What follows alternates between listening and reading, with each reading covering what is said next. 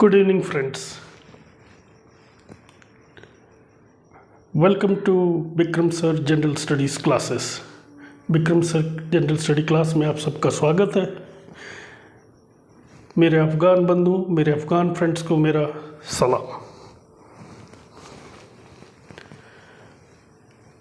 आप अभी थोड़ी देर पहले यहाँ मैप देख ही चुके होंगे और ये भी देखे होंगे कि ऊपर कुछ लिखा हुआ है। तो हमने आज विचार किया, आज का जो टॉपिक ऑफ डिस्कशन जो है, आज हम लोग जो चर्चा करेंगे अफ़गानिस्तान को लेकर। ये अफ़गानिस्तान का पॉलिटिकल मैप है।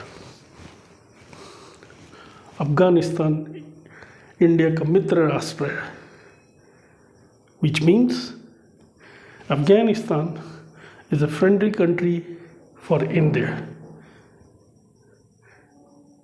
रादर अब इसको दूसरी तरह से देखें, Afghanistan considers India as its number 1 friend. Afghanistan जो है हिंदुस्तान को यानी कि इंडिया को अपना नंबर 1 फ्रेंड मानता है, और ये सच भी है। आज जो कुछ भी मैं आपको बोलूँगा ये मैं अपने पर्सनल एक्सपीरियंस से बताऊँगा, क्योंकि मैं काफ़ी वक्त गुजारा हूँ अफ़गानिस्तान में, कई जगह काम किया हूँ, डिफरेंट प्रोजेक्ट्स में काम किया हूँ। और अगर आप पूछोगे कि सर आप कितना वक्त गुजारे हो, 5 दिन, 15 दिन, 1 महीने, 2 महीने, नहीं, मैं कई साल गुजारा हूँ, सेवरल ईयर्स अफ़गानिस्तान में गुजारा हूँ। खैर, तो अब हम देखते हैं ये जो है अफ़गानिस्तान का मैप। ठीक है, अफ़गानिस्तान में जैसे इंडिया में हम लोग बोलते हैं ना states, how many states are in India. Afghanistan में जो स्टेट्स को प्रोविंसेस बोलते हैं, ये जो आपको डिफरेंट डिफरेंट कलर्स के दिख रहे हैं, ये डिफरेंट डिफरेंट प्रोविंसेस है अफ़गानिस्तान में। अब आप कहोगे कि सर हम तो इंडियन हैं, हमें ये पढ़ने की क्या ज़रूरत है।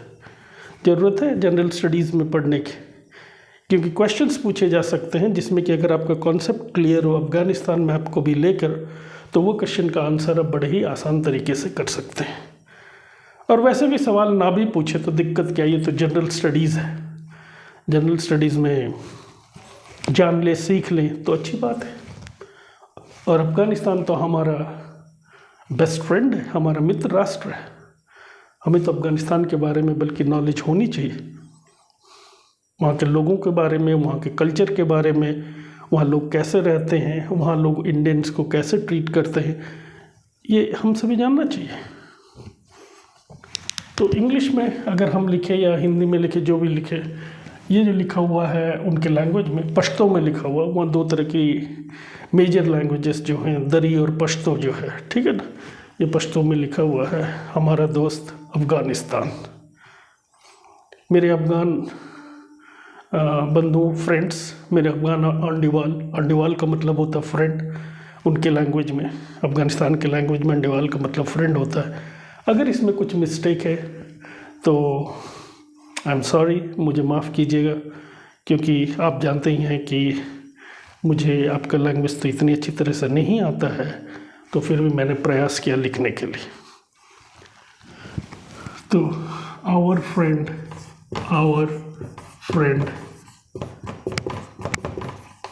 अफ़गानिस्तान।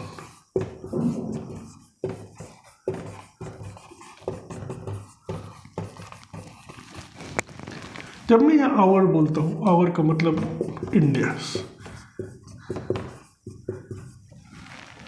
इंडिया का दोस्त अफ़गानिस्तान। मैं पास्ट में नहीं जाऊँगा, मैं हिस्ट्री में नहीं जाऊँगा, पहले क्या था क्या नहीं था, एंशिएंट हिस्ट्री में भी नहीं जाऊँगा। ठीक है, मैं करंट जियोपॉलिटिकल सिचुएशन को देखते हुए आज के दिन में हमारा और अफ़गानिस्तान का रिलेशन कैसा है, अफ़गानिस्तान के लोग कैसे हैं, ये बताऊंगा मेरे पर्सनल एक्सपीरियंस से। अब ये जो मैं एक हैट सा पहना हुआ, सोच रहा हूँ कि क्या है।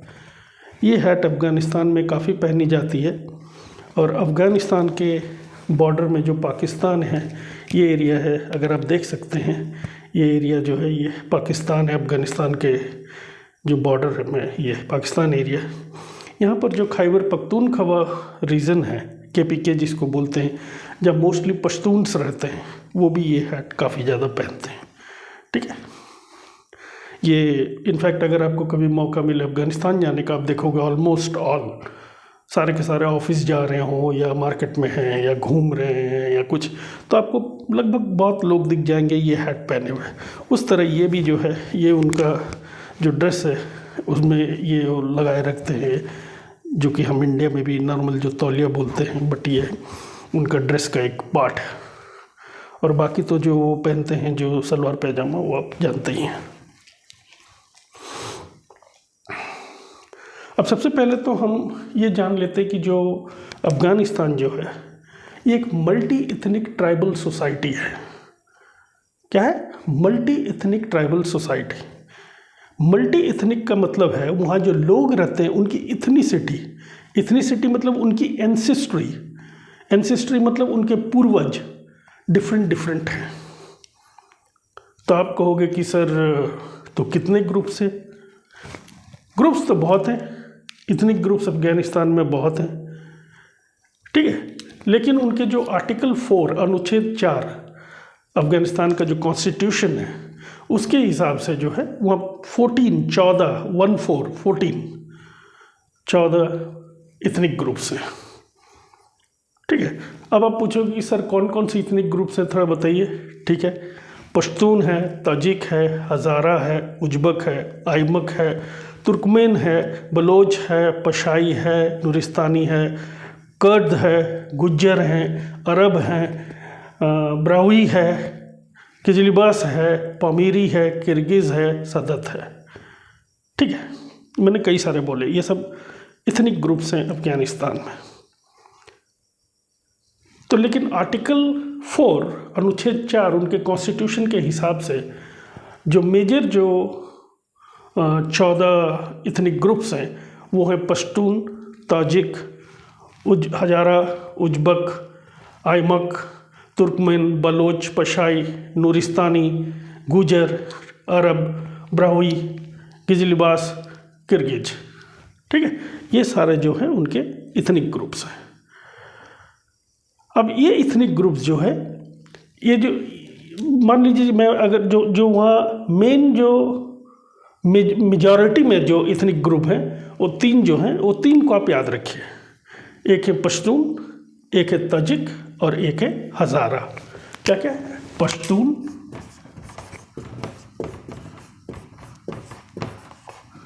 दूसरा है ताजिक, तीसरा है हज़ारा। ये 3 एथनिक ग्रुप को आप याद रखिए। ये मेन एथनिक ग्रुप है अफ़गानिस्तान में। और मेजॉरिटी पॉपुलेशन जो है अफ़गानिस्तान का जो है कितना है, पश्तून लोगों का है वो करीब 42% है, 42%। ताजिक 27% और हज़ारा 9%। तो अगर आप इनको जोड़ लीजिएगा करीब 78-80% हो जाते हैं। बाकी के 22% जो है डिफरेंट इथनिक ग्रुप्स के हैं। ये मेजॉरिटी में है, पश्तून, ताजिक, हज़ारा। ठीक है, अब पश्तून लोग जो है लंबे कदकाठी के होते हैं, काफ़ी हेल्दी होते हैं। ठीक है, ताजिक भी ऑलमोस्ट पश्तून के जैसे दिखते हैं, लेकिन जो है उनकी देखने से आपको समझ में आ जाएगा। और हज़ारा को आप इजीली आइडेंटिफाई कर सकते हैं, जैसे हमारे नागालैंड के लोग दिखते हैं इंडिया में, नागालैंड साइड के हज़ारा लोग उसी तरह बिल्कुल दिखते हैं। तो ये डिफरेंट इथनिक ग्रुप्स हैं अफ़गानिस्तान में, मेजॉरिटी। उसी तरह जैसे कि इंडिया में भी बहुत सारे इथनिक ग्रुप्स हैं। ठीक है, बेसिकली इंडिया में इथनिक ग्रुप जो है वो 3 तरह के हैं। एक इंडो यूरोपियन है, एक द्रविडियन है और एक ऑस्ट्रो एशियाटिक है। ठीक है, इंडो यूरोपियन ग्रुप में जो आते हैं असमी है, बंगाली है, डोगरी है, गुजराती है, मराठी, नेपाली, उड़िया, पंजाबी, संस्कृत, सिंधी, उर्दू, ये सब है। अब ऑस्ट्रो एशियाटिक ग्रुप में जो है संथाली है।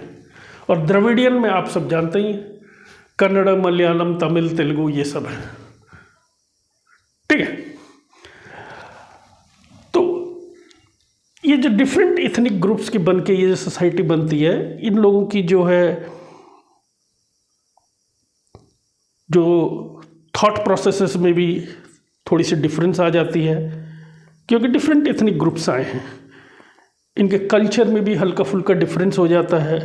हालांकि इतने साल एक साथ रहने के बाद जो है वो एक दूसरे में असिमिलेट हो जाते हैं, मिल जाते हैं, एक कॉमन टाइप का कल्चर बन जाता है। बट फिर भी कुछ कुछ जो फोक कल्चर है, यानी कि जो उनके एंसेस्टर्स वो प्रैक्टिस करते थे, वो आज भी प्रैक्टिस करते हैं। यहाँ तक क्लियर है? गुड। अब हम देखते हैं ये जो अफ़गानिस्तान जो ये मैंने मैप बनाया है, सॉरी मैंने मैप नहीं बनाया है, मैंने ये मैप का मेरे पास था काफ़ी दिनों से।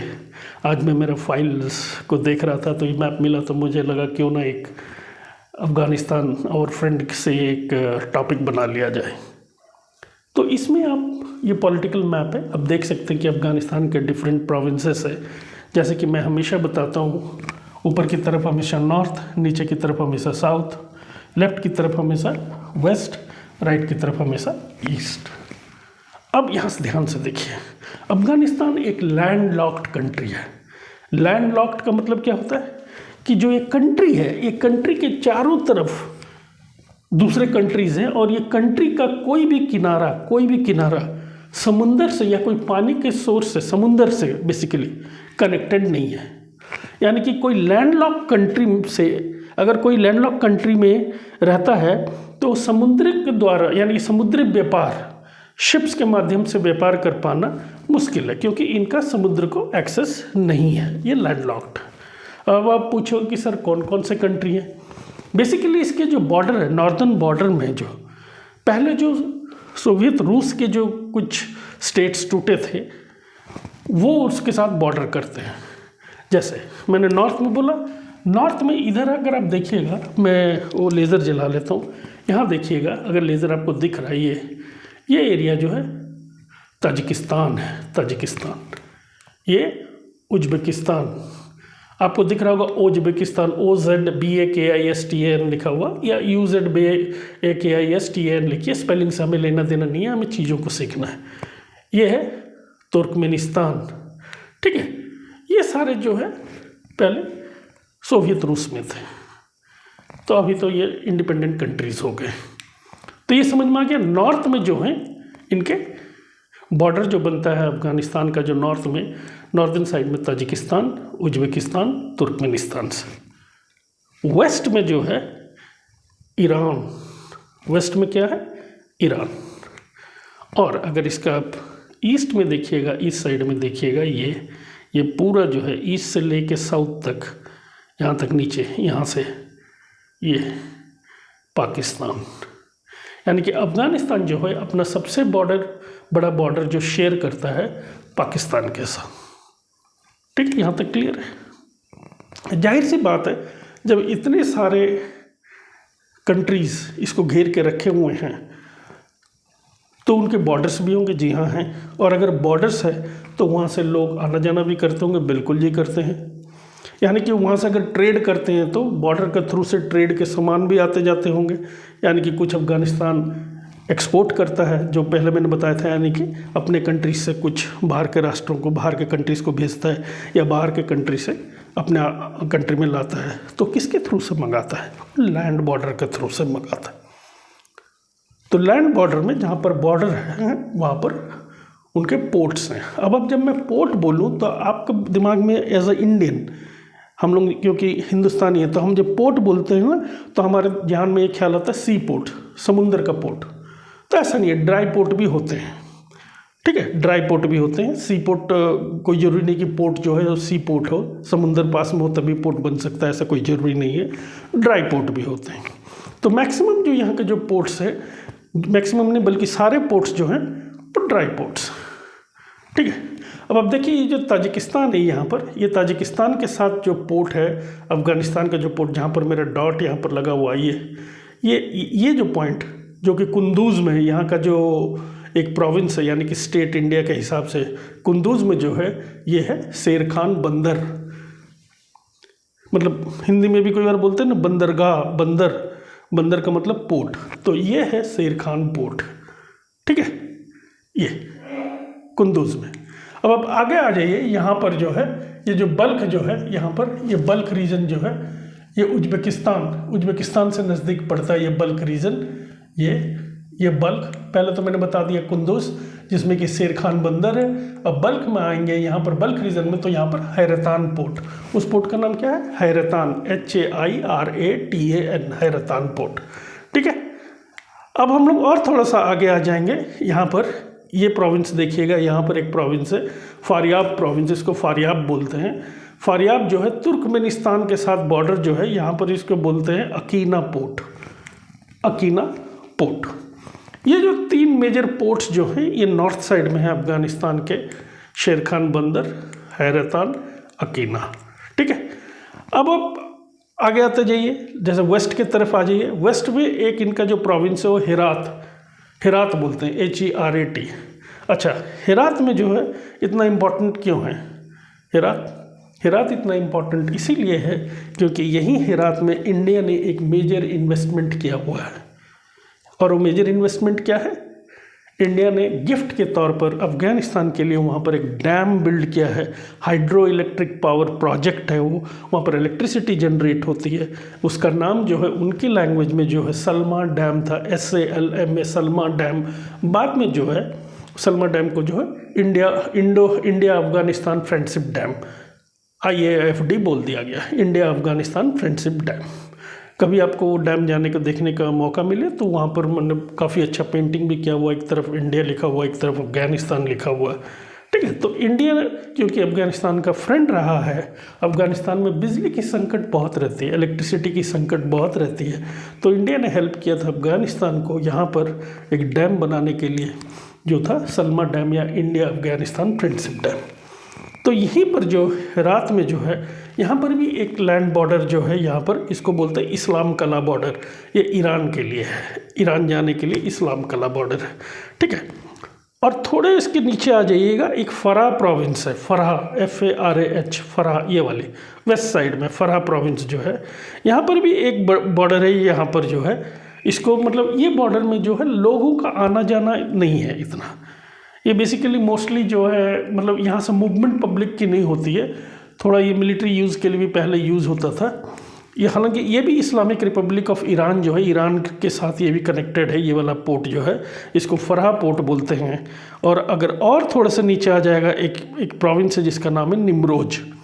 अब निमरोज में जो है जरंज पोर्ट, क्या है, जरंज, ZARANJ, जरंज। तो ये सब जो है ड्राई पोर्ट्स हैं अफगानिस्तान के, या बॉर्डर पोस्ट्स हैं जहाँ पर कि बॉर्डर हैं। अब देखिए ना कि जो ईरान से जो है, ये ईरान से काफ़ी ऑयल आती है अफगानिस्तान में, तेल, ठीक है, जो उनके पेट्रोल डीजल वगैरह ईरान से बहुत ज़्यादा आती है। तुर्कमेनिस्तान से जो है, यहाँ से जो है ये अकीना पोर्ट है, गैस वगैरह आती है, ऑयल भी आती है, गैस वगैरह बहुत ज़्यादा आती है। ईरान से जो है इलेक्ट्रिसिटी की भी सप्लाई होती है अफगानिस्तान में, ठीक है। अब इधर जो आप अगर देखेंगे, ये जो पूरा जो इसका ईस्टर्न एरिया है, ईस्ट से लेकर साउथ तक, ये पाकिस्तान का बॉर्डर है, ये पूरा पाकिस्तान का बॉर्डर, ठीक है। अब ये पाकिस्तान का बॉर्डर जब हो तो इनका बॉर्डर पोस्ट जो है ये यहाँ पर है, ननगरहार जो है यहाँ पर जो बॉर्डर पोस्ट है, यहाँ पर ये प्रोविंस का नाम है नंगरहार, और जो जगह का नाम है जलालाबाद में जो बॉर्डर है उस बॉर्डर का नाम है, ये वाला बॉर्डर का नाम है तोरखम बॉर्डर। ये बहुत ही इंपॉर्टेंट बॉर्डर है, ये ज़रूर याद रखिएगा। बाकी ये सबको अगर आप याद रखो ना रखो, लेकिन इसको ज़रूर याद रखिएगा, ये वाला तोरखम बॉर्डर, क्योंकि यहाँ से सबसे ज़्यादा ट्रैफिक की मूवमेंट होती है, लोगों की मूवमेंट होती है। अफ़गानिस्तान से जो पाकिस्तान जाते हैं, पाकिस्तान से जो अफ़गानिस्तान आते हैं, अफ़गानिस्तान से लोगों को मेडिकल ट्रीटमेंट के लिए, इलाज के लिए कई लोग अफ़गानिस्तान से पाकिस्तान जाते ही रहते हैं, और ये कम मात्रा में नहीं, बहुत ज़्यादा लोग जाते हैं वहाँ ट्रीटमेंट के लिए। और इंडिया में भी अफ़गानिस्तान के लाखों लोग आके ट्रीटमेंट करवा के जाते हैं, दिल्ली में और भी कई हॉस्पिटल्स में, क्योंकि अफ़गानिस्तान का जो अफ़गान लोगों का पहला पसंद होता है कि इंडिया जाना और अपना इलाज करा के आना, पहला पसंद। अगर बाई चांस किसी कारणवश उनको वीज़ा नहीं मिल पाया, तब वो जाकर उनका सेकंड ऑप्शन होता है पाकिस्तान, पर वो हमेशा प्रेफर करते हैं कि हम इंडिया जाएं, इंडिया जाके अपना इलाज करा के आएँ। ठीक है, क्योंकि मेडिकल फैसिलिटी थोड़ा अफगानिस्तान में इतना ज़्यादा अच्छा नहीं है वहाँ पर मेडिकल फैसिलिटी है, वहाँ पर डॉक्टर्स भी है, वहाँ पर काबुल मेडिकल यूनिवर्सिटी भी है, लेकिन वहाँ की जो मेडिकल फैसिलिटी है इतना ज़्यादा उन्नत दर्ज का नहीं है। ठीक है, तो ये तुर्कम बॉर्डर, ये ज़रूर याद रखिएगा, ये तुर्कम बॉर्डर। और जो लाइन जो है जो अफ़गानिस्तान को पाकिस्तान से सेपरेट करता है उसको क्या बोलते हैं आप सबको मालूम है? Durand line, DURAND, Durand line. ये 1890 के आसपास ये ड्यूरेंट लाइन बनाया गया था। उस टाइम अफ़गानिस्तान के जो एमीर थे, एमीर अब्दुल रहमान खान थे, उन्होंने ब्रिटिशर्स के साथ नेगोशिएट किया था ये ड्यूरेंट लाइन, क्योंकि उस टाइम पाकिस्तान भी तो इंडिया में था, ब्रिटिश इंडिया में था। ठीक है ना, 1890 की बात मैं बता रहा हूँ। ठीक है, एमीर अब्दुल रहमान खान। ठीक है, अब यहाँ पर देखिए एक और जगह है। अब देखिए, अब यहाँ पर सबसे इम्पोर्टेंट जो जगह जो है बामियान, ये देखिए जहाँ पर बामियान बुद्ध थे, यानी कि अब बामियान याद रखना बड़ा आसान है, अफगानिस्तान के सेंटर में है। ये देखिए बामियान, यहाँ पर क्या था पहले? बामियान बुद्ध के बहुत बड़े बड़े प्रतिमाएं थी जो अभी नहीं है बामियान में। ठीक है, अब अगर आप देखेंगे ये एरिया जहाँ भी रेड डॉट है, अगर आपको दिख रहा है ये एरिया, ये है काबुल, ये है काबुल। मैंने काफ़ी वक्त यहाँ गुजारा है काबुल में, यह है काबुल। अब काबुल से जो है ननगरहार प्रोविंस जो है ज़्यादा दूर नहीं है, नज़दीक है, 1.5-2 घंटे लगते हैं काबुल से ये जो तुर्कम बॉर्डर पहुंचने में, ज़्यादा दूर नहीं है। तो यहाँ लोग जिनको जाना होता है पाकिस्तान, वो काबुल से वो टैक्सीज चलते रहते हैं, वो चले जाते हैं यहाँ जलालाबाद, और जलालाबाद से तुर्कम बॉर्डर से वो पाकिस्तान चले जाते हैं। ठीक है, यहाँ तक क्लियर हो गया। अब दूसरा जो इंटरेस्टिंग यहाँ पर एक और प्रोविंस है, ये नूरिस्तान। इसको क्या बोलते हैं? नूरिस्तान। ये जो है नूरिस्तान जो है, ये पहले जो है इसको काफिरिस्तान बोला जाता था। वही करीब 1891 तक काफिरिस्तान ही बोला जाता था।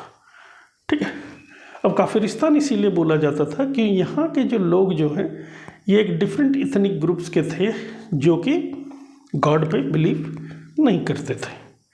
ठीक है, तो उस टाइम जो है जो एमीर थे, एमीर अब्दुल रहमान खान जो है, उनके मेहनत से, उनके प्रयास से, उनके कोशिश से यहाँ के लोगों ने जो है इस्लाम एक्सेप्ट किया था, और तब से इसका नाम जो है काफिरिस्तान से बदल के नूरिस्तान हो गया। नूर मतलब लाइट, लैंड ऑफ लाइट। ठीक है, तो अब ये नूरिस्तान के लोग जो है, नूरिस्तान बहुत ही अच्छी जगह है, और आबादी इनकी एथनिक ग्रुप की बहुत कम है। कम क्या बोलूँगा, करीब करीब मान के चलिए 3 लाख के आसपास की आबादी होगी इनकी नूरिस्तान की। तो अभी तक तो हमारा सारा बॉर्डर्स क्लियर हो गया। अभी तक ये क्लियर हो गया कि किस किस के साथ अफगानिस्तान जो लैंडलॉक कंट्री है, किस किस के साथ, कौन कौन से कंट्री के साथ वो बॉर्डर शेयर करता है। Tajikistan, Uzbekistan, Turkmenistan, Iran, Pakistan. ठीक है, अब अफगानिस्तान के मैप को याद रखना बड़ा ही आसान है, बहुत ही आसान। ठीक है, ये मेरा हाथ दिख रहा है। अब ये देखिए, इसको मैंने ऐसे कर लिया, ऐसे, ओके, मुट्ठी कर लिया और उंगली निकाल लिया। अब मैं ये हाथ को घुमा लेता हूँ। अब आप अफगानिस्तान के मैप को देखिए और मेरे हाथ को देखिए, लगभग सेम है ना। ये जो उंगली जो मेरी निकली हुई है, ये थंब जो है, ये है, ये थंब है। ठीक है, और ये जो है, ये जो बाकी ये जो मैंने मुट्ठी बना रखी है, ये अफगानिस्तान, ये कंट्री देखिए लगभग सेम है। ऐसे ये एरिया जो है, ये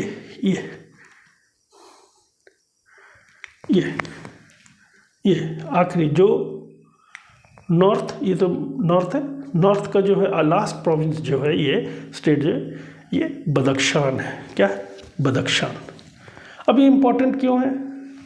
अब मैंने तो सारा कंट्री जिसके साथ अफगानिस्तान लैंड बॉर्डर शेयर करता हूँ बता दिया, लेकिन मैंने एक कंट्री नहीं बताया अभी तक। देखिए, अफगानिस्तान जो है अपना लैंड बॉर्डर चाइना के साथ भी शेयर करता है। यहाँ कब? बदख्शान में।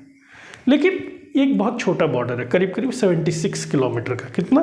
76 किलोमीटर का बॉर्डर शेयर करता है चाइना के साथ ये यहाँ पर, ठीक है। अब पाकिस्तान के साथ ये सबसे बड़ा लैंड बॉर्डर शेयर करता है, सबसे बड़ा।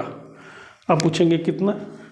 करीब करीब 2600 किलोमीटर्स ये जो बॉर्डर जो है 2600 किलोमीटर्स। और ईरान के साथ जो है ये ईरान के साथ जो है ये बॉर्डर कितना शेयर करता है?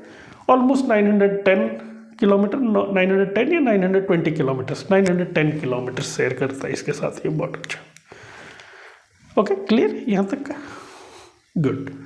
अब आप ये नोटिस कीजिए कि यहाँ पर लिखा हुआ है जम्मू कश्मीर, लिखा हुआ ना, पर ये जो एरिया है ये पाक ऑक्युपाइड कश्मीर जिसको हम बोलते हैं। अब ये जम्मू कश्मीर जो है इसका नीचे देखिए ये इंडिया है, ये जो इंडिया का मैप अगर आप देखिएगा तो ऊपर का नॉर्थ जो जम्मू कश्मीर का ऊपर का लेफ्ट साइड का एरिया जो है ये वही है जिसको हम पाक ऑक्युपाइड कश्मीर बोलते हैं। तो ये जम्मू कश्मीर है, ठीक है। अब यहाँ पर जो है यहाँ पर ये जो पॉइंट मैंने दिया है यहाँ पर एक जगह है गिलगित बल्तिस्तान बोलते हैं इसको, गिलगित बल्तिस्तान। अब दूसरा जो है, आप बोलोगे कि सर आपने तो बोला था कि कोई लैंडलॉक कंट्री जो है कोई समुंदर से के साथ उसका कनेक्शन नहीं रहता, चारों तरफ लैंड रहते हैं। बोले हाँ जी। तो आप बोलोगे कि सर ये मैप में तो ये ब्लू कलर का दिख रहा है, कुछ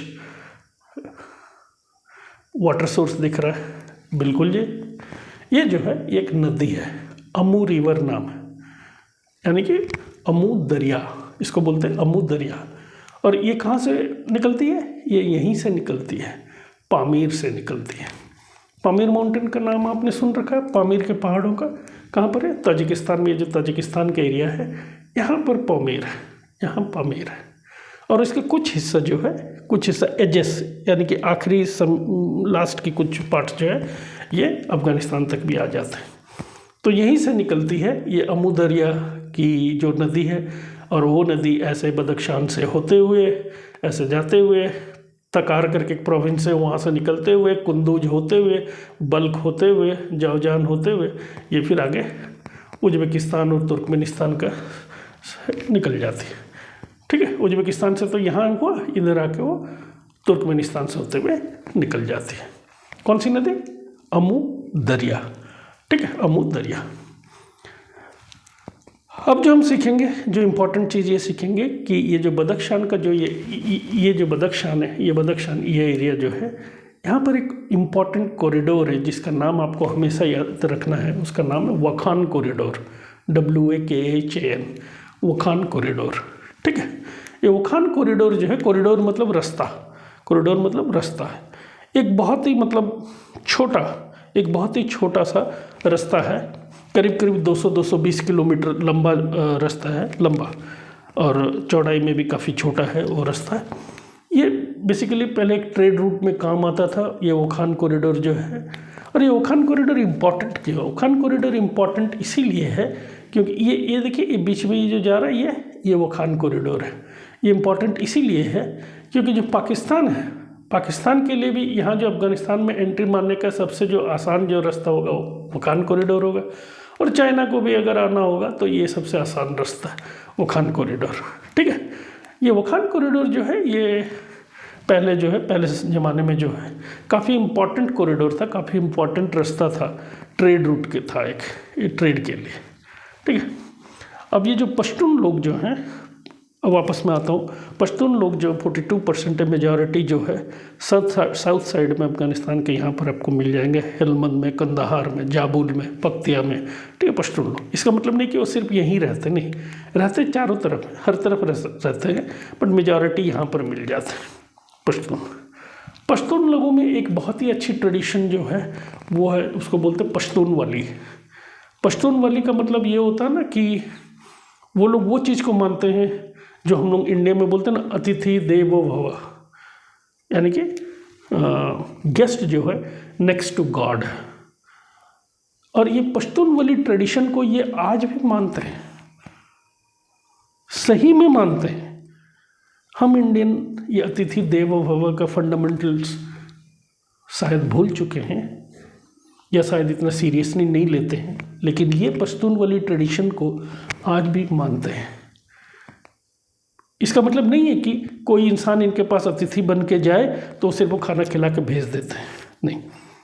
मान लीजिए आप एक ऐसे इंसिडेंट में फंस गए हैं जहाँ पर कि कई लोग, मान लीजिए 200, 400, 500 लोग आपको मारने के लिए दौड़ा रहे हैं। आप किसी भी पश्तून के घर में घुस जाइए, कोई भी अनजान कोई भी घुस जाइए, आप उनको बोलिए कि मेरी रक्षा करो, प्लीज़ सेव मी। तो पश्तून वाली ट्रेडिशन के अंतर्गत ये उसका मॉरल ड्यूटी बन जाता आपको सेव करने के लिए, यानी कि वो अपने खून का आखिरी कतरा तक आपको बचाने के लिए लड़ाई करेगा। जो भी 200 लोग हों, 400 हों, 600 हों, बेशक वो अकेला क्यों ना हो, यानी कि उसका जिंदा रहते हुए वो आपको दुश्मन को कभी नहीं सौंपेगा। हॉस्पिटैलिटी, पश्तून वाली का भी एक और जो फंडामेंटल हॉस्पिटैलिटी, यानी कि लोगों को इज्जत देना। बेशक वो जान पहचान वाला नहीं है, वो बाहर का आदमी है, इज्जत देना, ठीक है। दूसरा चीज़, उनमें गुरूर बहुत होता है, यानी कि बदला लेना। ये भी एक पश्तून वाली का चीज़ है, यानी कि कई कई जनरेशन्स तक तो लोग बदला लेते चले जाते हैं, जो कि मैं अप्रिशिएट नहीं करता हूँ, बट ये भी उनका एक ट्रेडिशनल तरीका है।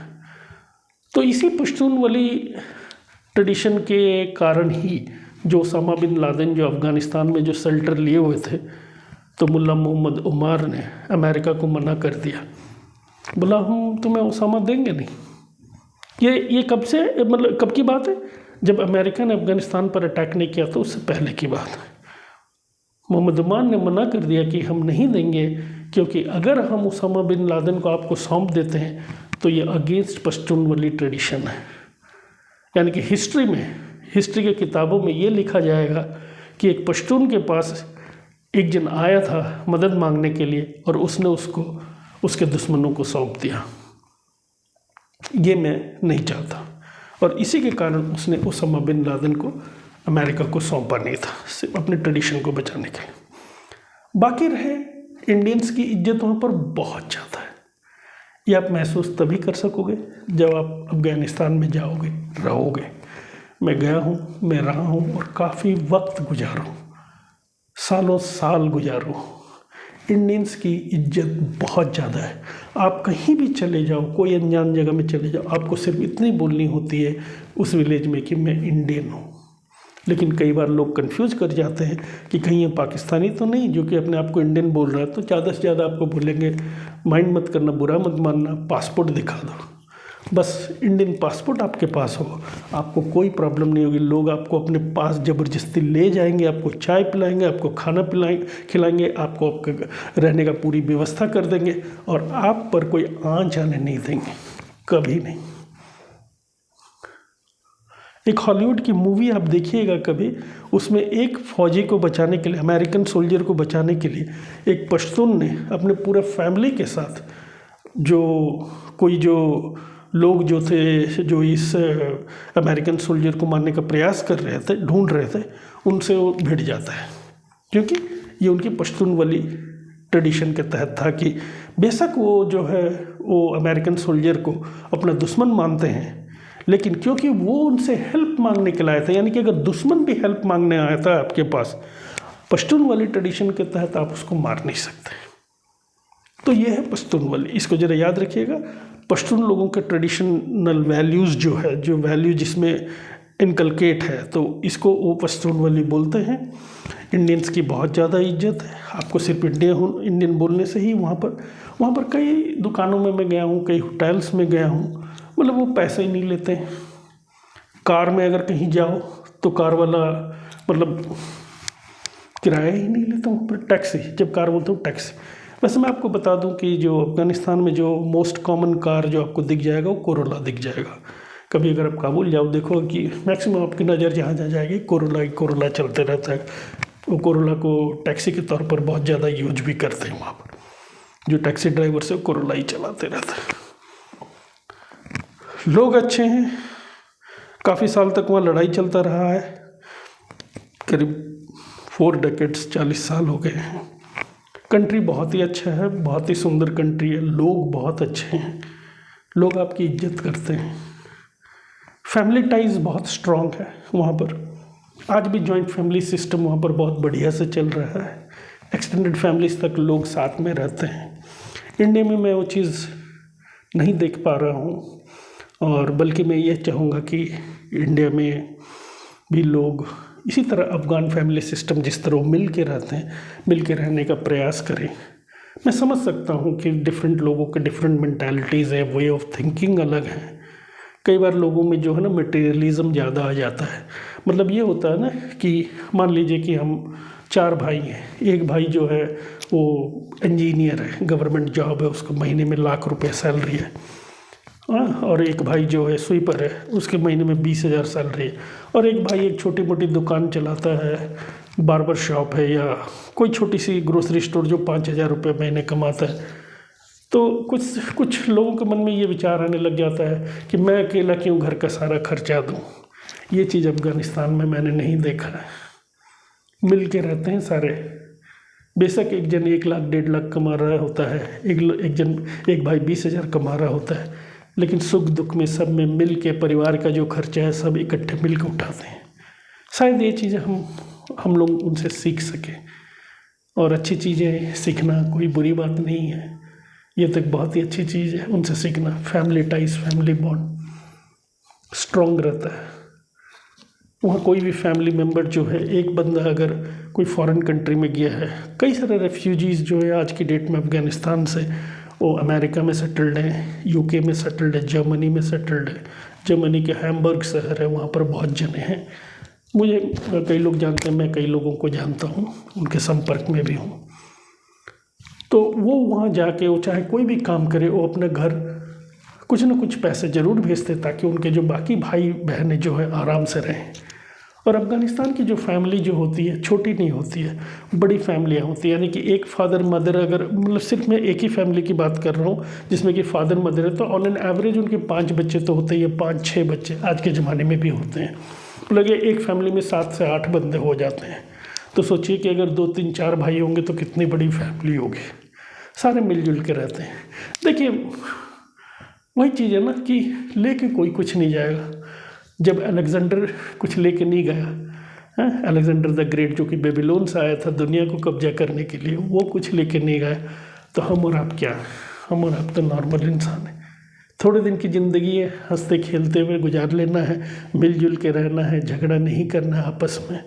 आजकल छोटी छोटी चीज़ों के लिए झगड़ा हो जाता है, और ये जो झगड़ा है मैंने इंडिया में देखा है, जब तक भाई लोग बैचलर रहते हैं तो नहीं होता है, लेकिन मैरिज हो जाने के बाद जो है ये झगड़ा शुरू होता है। बट अफ़गानिस्तान में मैंने ये चीज़ ऑब्ज़र्व नहीं किया। होता होगा, ऐसा नहीं कि बिल्कुल नहीं है, होता होगा, कम लेवल पे होता है, लेकिन इंडिया में बहुत ज़्यादा है। आजकल की जो लड़कियां जो हैं न्यूक्लियर फैमिली ज़्यादा पसंद करती है कि मैं, मेरा हस्बैंड और मेरे बच्चे, बस उनको इतना ही चाहिए। तो अपनी अपनी सोच है, हमें उनसे सीखना चाहिए। बांटना जानते हैं अफ़गान लोग, बांटना, रखना नहीं अपने पास सब कुछ, शेयर करना जानते हैं। ये चीज़ हमें भी सीखना है, शेयर करना। अगर कोई चीज़ हमारे पास ज़्यादा है, क्यों ना हम शेयर करें, जिसके पास नहीं है उससे शेयर कर देने से थोड़ा सा कमी नहीं हो जाएगी। और अगर आप ऊपर वाले गॉड पे या अल्लाह पे जो भी बोलो विश्वास करते हो, उन पे भरोसा करते हो, बांटने वाले को मिलता है, रखने वाला गंवाता है। जो बांटता है उसको और भी मिलता है। आपको पता है जो टाटा कंपनी जो है, रतन टाटा जो आज है, वो अपने प्रॉफिट का 60%, 60%, 60% इंडिया के डिफरेंट ट्रस्ट्स में, इंडिया के डिफरेंट NGOs में इन्वेस्ट कर देते हैं, पैसा लगा देते हैं। फिर भी वो उनका नाम जो रिचेस्ट पर्सन में क्यों नहीं आता है? करीब करीब 135 कंपनी के मालिक हैं वो। टाटा जो है सिर्फ एक कंपनी नहीं है, बहुत सारे कंपनीज का समूह है जिनका पेरेंट कंपनी है टाटा सन्स। ठीक है, क्योंकि वो बांटने में विश्वास रखते हैं। इतनी बड़ी दुनिया की कंपनी जो बांटने 60% अपनी बांट देती है, लोगों में चैरिटी में दे देती है, चैरिटी में, जब उसे कुछ चीज़ की कमी नहीं होगी तो आपको हमें अगर महीने में हम 200-400-500 रुपये किसी गरीब को मदद कर दें तो उससे क्या कमी हो जाएगी? आप पूछोगे सर आप करते हो क्या? हाँ मैं करता हूँ, मैं ज़रूर करता हूँ, और आज से नहीं कर रहा हूँ, सालों साल से कर रहा हूँ, और ईश्वर की कृपा से मुझे कोई कमी नहीं हुई है, इंशाल्लाह कभी कोई कमी भी नहीं होगी। मुश्किलात आते हैं दुनिया में, सबको मुश्किलात आते हैं, सबको प्रॉब्लम थोड़े बहुत आएंगे, लेकिन मिलजुल के रहने में ही सबसे बढ़िया चीज़ है जो अफ़गानिस्तान के लोगों को जो मैंने देखा और सीखा। तो हम लोग भी प्रयास करेंगे इंडिया में कुछ से जो अच्छी चीज़ें हमने सीखा है अफ़गानिस्तान में जो देख रहे हैं उसको एक्सेप्ट करने का प्रयास करें, और जिस तरह अफ़गानिस्तान के लोग हैं हम भी उस तरह बनने का प्रयास करें। मतलब उनके गुड हैबिट्स, बैड हैबिट्स की बात मैं नहीं कर रहा हूँ, उनके गुड हैबिट्स को हम इनकलकेट करें। अफ़गानिस्तान हमारा दोस्त है, हमारा दोस्त था, हमारा दोस्त रहेगा, बिलीव मी। एंड अफ़गानिस्तान में मेरे जो सारे आंडेवाल हैं, आंडेवाल मतलब फ्रेंड्स, मैं उनसे कह रहा हूँ हम आपके साथ थे, हैं, रहेंगे, इंशाल्लाह ज़रूर रहेंगे आपके साथ। आप इंडियंस को पे भरोसा रखो, इंडियन गवर्नमेंट पे भरोसा रखो। कई सारे कुछ जियोपॉलिटिकल इवेंट्स हो जाते हैं जहाँ गवर्नमेंट की हेल्प जो है एक्सटेंड कई बार जो है थोड़ी कम हो जाती है या थोड़ी लेट हो जाती है, लेकिन वर्ल्ड पॉलिटिक्स बहुत कॉम्प्लिकेटेड है, लेकिन हम हमेशा आपका अच्छा ही सोचते हैं। और मेरी ये रिक्वेस्ट है इंडियन शॉप ओनर्स से, इंडियन लोगों से, कि अगर कभी कोई अफ़गान इंडिया में आपसे मिला, आप उसके हेल्प की रिक्वेस्ट कर रहा है, आप उसे हेल्प ज़रूर कीजिए, ज़रूर, क्योंकि ये इंडियंस की बहुत ज़्यादा इज्जत करते हैं अपनी कंट्री में। बस सिर्फ आपको बोलना है कि मैं इंडियन हूँ, बिलीव मी, झूठ नहीं बोल रहा हूँ, सच बोल रहा हूँ। कभी भी कोई बाई चांस अगर अफ़गान मिल जाए उनको मदद कीजिए, जितनी आपकी सक्षम है उतनी मदद कीजिए। तो ज़्यादा लंबा नहीं करूँगा आज का क्लास मैं यहीं कंप्लीट करता हूँ। तो सम अप करने के लिए मैंने जो आपको बताया, अच्छा एक इम्पॉर्टेंट चीज़ तो भूल ही गया कि अफ़गानिस्तान की जो आज़ादी जो है इंडिपेंडेंस डे वो मनाते हैं 19 अगस्त को मनाते हैं, और वो इंडिपेंडेंट हुए थे 1919, यानी कि इंडिया जैसे इंडिपेंडेंट हुआ था 15 अगस्त 1947 को, अफ़गानिस्तान इंडिपेंडेंट हुआ था 19 अगस्त 1919। अगर आप टेक्निकली देखिएगा तो वो कभी गुलाम था ही नहीं। अफ़गानिस्तान को गुलाम बनाना बहुत ज़्यादा मुश्किल है, पॉसिबल ये तो नहीं बोलूँगा इम्पॉसिबल है, लेकिन ये ज़रूर बोलूँगा कि बहुत ही मुश्किल है। कोई अफ़गानिस्तान को गुलाम नहीं बना पाया। वो ब्रिटिश प्रोटेक्टोरेट था, मतलब ब्रिटिशर्स ने उनको अपना कंट्री चलाने का पूरा अथॉरिटी दिया हुआ था, लेकिन कुछ चीज़ें जो है जो इंटरनेशनल रिलेशंस वगैरह जो ये ब्रिटिशर्स ने अपने पास रख रखा था। तो 1919 में इन्होंने पूरी तरह से अपने सारे ऊपर ले लिया, ब्रिटिश के ऊपर कुछ और चार्ज नहीं दिया। उन्होंने ब्रिटिशर्स को बोला अब आप रहने दो, हम अपने आप कर लेंगे। तब से वो अपने इंडिपेंडेंस डे 19 अगस्त को मनाते हैं, ठीक है। तो आर्टिकल 4 याद रखिए अफ़गानिस्तान का, जिसमें कि 14 एथनिक ग्रुप मेंशन किया गया है। एथनिक ग्रुप क्या होता है मैंने बता दिया है। यहाँ पर जो इम्पोर्टेंट जो है चीज़ जो है जो कोई कम्पिटिटिव एग्जाम्स में पूछा जा सकता है इंडिया में, वो है ड्यूरेंट लाइन के बारे में, अफ़गानिस्तान पाकिस्तान बॉर्डर के बारे में, जो तुर्कम बॉर्डर है उसके बारे में, जहाँ से कि बहुत ही ट्रैफिक का आना जाना होता है, बहुत ही बिजनेस होता है, ट्रकें आते रहती हैं अफ़गानिस्तान पाकिस्तान से अफ़गानिस्तान, अफ़गानिस्तान से पाकिस्तान जाते हैं। वैसे एक और बॉर्डर यहाँ पर भी है कंधार में, है ना, यहाँ पर भी है, चमन बॉर्डर है, तो उसका हम इतना इम्पोर्टेंस नहीं दिए। स्पिन बुल्डक बोलते हैं, स्पिन बुल्डक बॉर्डर भी है, तो वही चीज़ है। और बाकी एक लैंडलॉक्ड कंट्री है, मल्टीपल एथनिक ग्रुप से। सलमा डैम के बारे में याद रखिए, क्योंकि ये इंडिया का मेजर इन्वेस्टमेंट है अफ़गानिस्तान में। और जाते जाते यही कहूँगा, thank you Afghanistan, Thanks all my Afghan friends, and thank you all for being so good to me while I was in Afghanistan. जब तक मैं अफगानिस्तान में था, आप लोगों ने मेरे साथ जिस तरह बर्ताव किया, जिस तरह मुझे ट्रीटमेंट दिया, मैं उसके लिए आप सबको दिल से सलाम करता हूँ, दिल से सलाम करता हूँ। बस आज हम यहीं ये टॉपिक क्लोज करते हैं। अगली बार फिर से एक नए टॉपिक में पेश होंगे।